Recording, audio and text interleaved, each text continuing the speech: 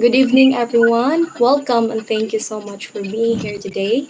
And we are from Central Mindanao University second year students and taking Bachelor of Physical Education. So the purpose of this is for our EDUC 62 subject, the teacher, community, and school culture and organizational leadership.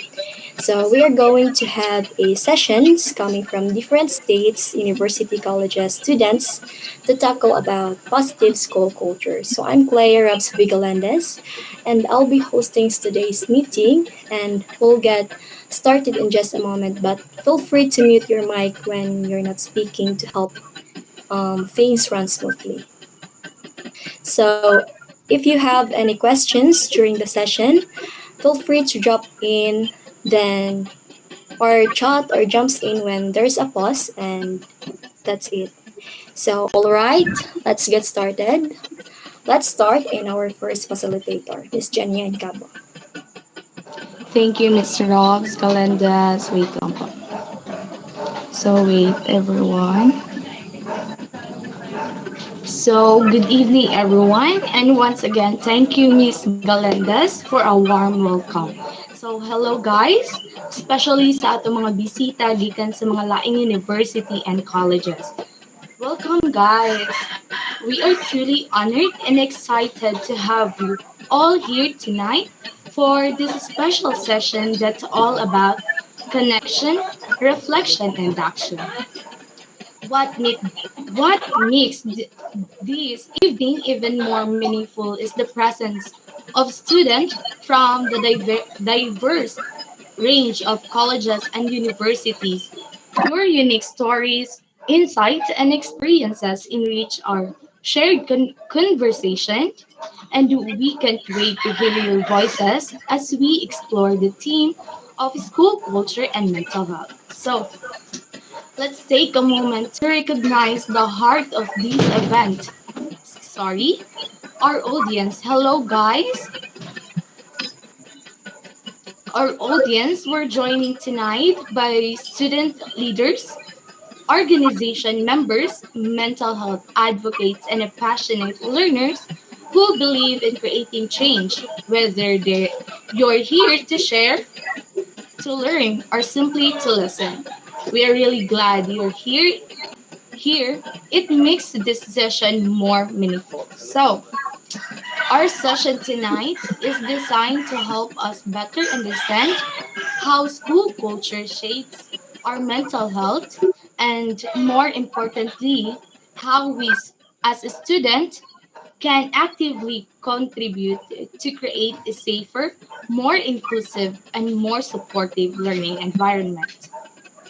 So, before we begin, a quick reminder: this session is being recorded for documentation purposes. The recording will be shared privately and used only to reflect and improve our future programs. But before I introduce the facilitator, I'd love to get to know you a little better. So, if you could please take a moment to introduce yourself, sharing your name and the school you're from. You may do this by turning your mic or type it in on the chat box down there. We we really love to know who's in the room with us tonight. So I think let's go first. Mag-introduce si Elan self. Hello, everyone. I As a question gani? Hello. I no, I would like to introduce your name lang po. Introduce yourself lang po. Okay. Good evening, everyone. My name is Owen Martiliano, and I am a upcoming second year student at San Cagayan College, taking Bachelor of Science in Nursing course. Thank you. Okay, thank you. Go next.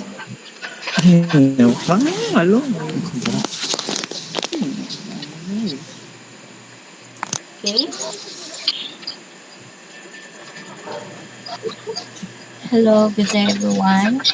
I'm Liz Marie Esperta, taking a Bachelor of Science in Nursing also, and came from Juanito K. Lavinas Senior, INC. Okay, thank you. Next. Thank you. Good evening, everyone. I am Jennifer Cabe from Bukidnon State University. Upcoming second year and taking Bachelor of Secondary Education major in Philippines. Okay. Thank you. Next. Napa ba? Napa ba? Hello, good evening everyone. My name is John Clifford Buntod. I am from Don Carlos Polytechnic College. Okay, thank you. Napa ba? Ay, okay. My,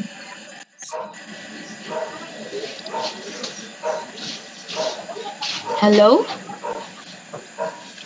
I think ga-type siya sa chat box. Okay, so thank you so much for those warm introduction. It's amazing to see the diversity of schools represented here tonight. Now, I'd like to introduce the amazing team of facilitator who will working with me tonight. Tonight. So I am Janyan Cabo, your facilitator number one, and I'm from Central Mindanao University, currently taking a Bachelor of Physical Education, together with guys, Miss Clea. Hello. I am your facilitator 5, Julia Irene Cruz Lopez, taking Bachelor of Physical Education. Okay. Angela, can I have? Okay.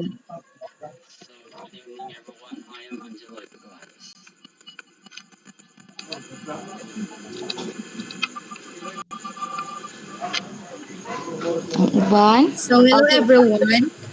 I am Sheila Milang po yan. I am your facilitator for.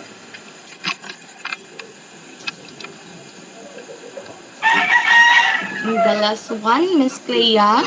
Napabaka?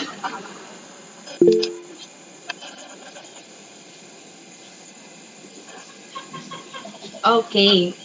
Our last I rather, the second facilitator is Miss Clea Robs Calenzas. Wala, I think, naka-off yung mic or wala siya naka-kuan.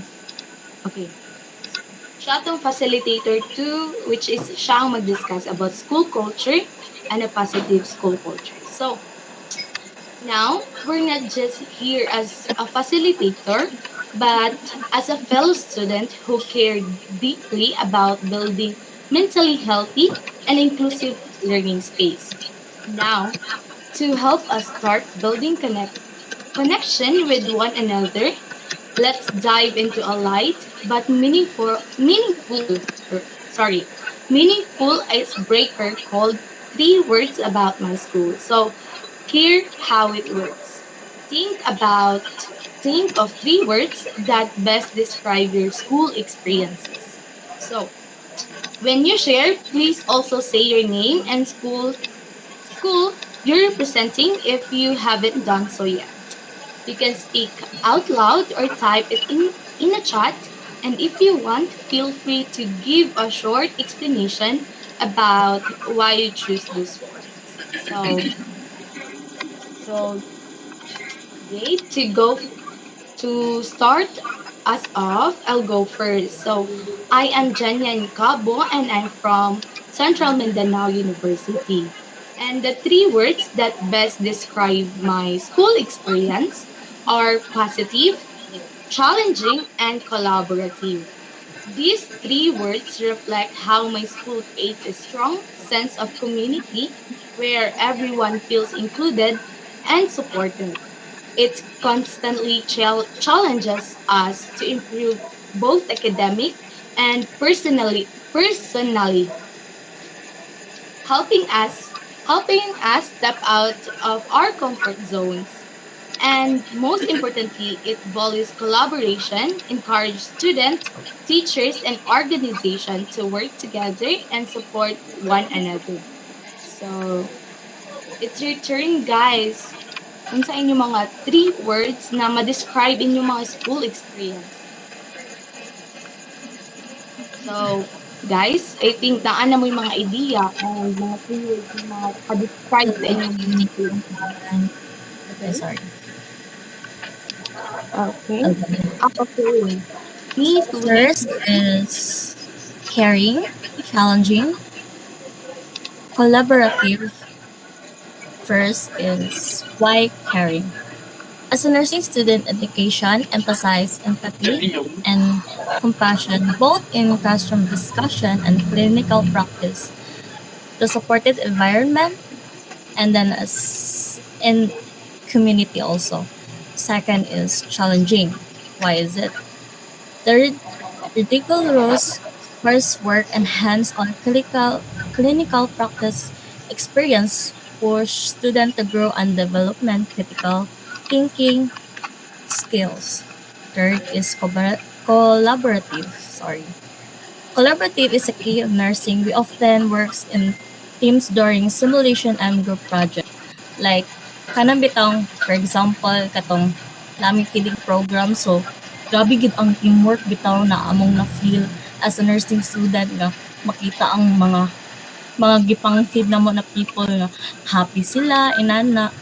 Tapos, nakahatag may mga vitamins. So, for that, makita na ko bitaw ang grabe ang positive school culture para to.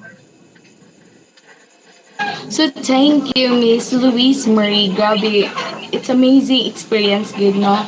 So, napabay uban na mas kanang tsada pa ng mga experience dara. Please share here. Kaya para makabalupod may kung unsa to ng mga experience, diba? Anyone? For me is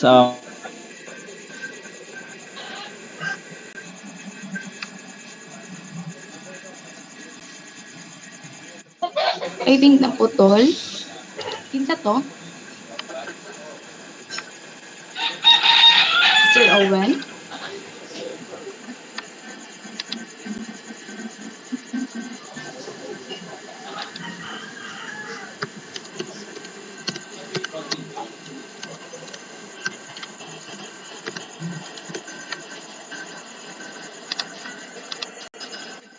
Hello? Mr. Owen?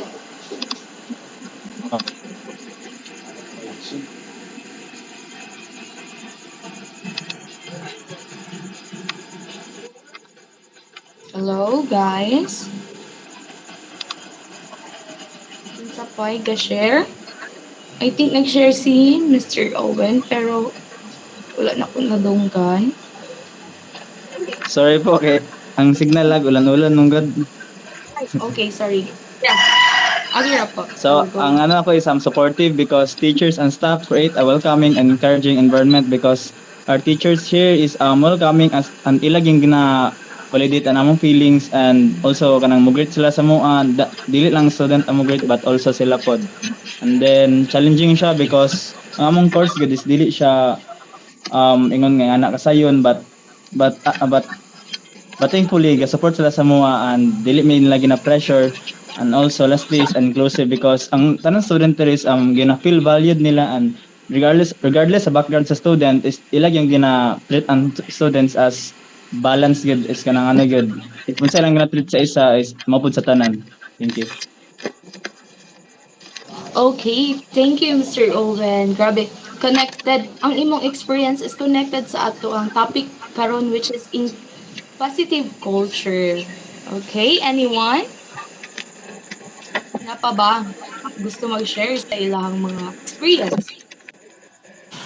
Hello, I am Jennifer Cabe from Bukidnon State University. For me, ang three words na is growth, pressure, and friendship. For growth, I learned a lot, not just academically but also personally. And second is pressure since as college student, murag lisod kay murag grabe ang pressure nga magkakadawat. Dili lang sa family but also sa society. Next is friendship because the people I met along the way, nakahelp din sila sa kuha para ma-survive bitaw everything like if napay problem murag naa sila and also labaw na sa academic kay lisod kaayo murag lisod siya i-survive if wala kay murag circle of friends or something nga murag maduulan bitaw. Ay murag thank you. Okay, thank you, Miss Jennifer. I think sorry for reading your name. So, thank you sa inyong pag-share. Yes, importante gyud and grabe ka kuan treasure kung naa kay friends na makatabang gud sa imo. No? So, I I think wala na. So, or naapa? Naapa or wala na? So, I think wala na gyud. So, thank you for sharing. It's amazing to hear the different experience and how each of your school has shaped you.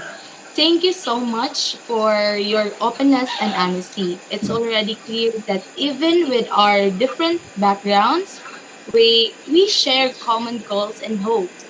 And that the spirit we wanted to carry forward tonight. So, with that, let Miss Galandas to continue our journey of creating more positive and inclusive school culture, okay? Miss Galandas, it's your turn. Bye guys for now.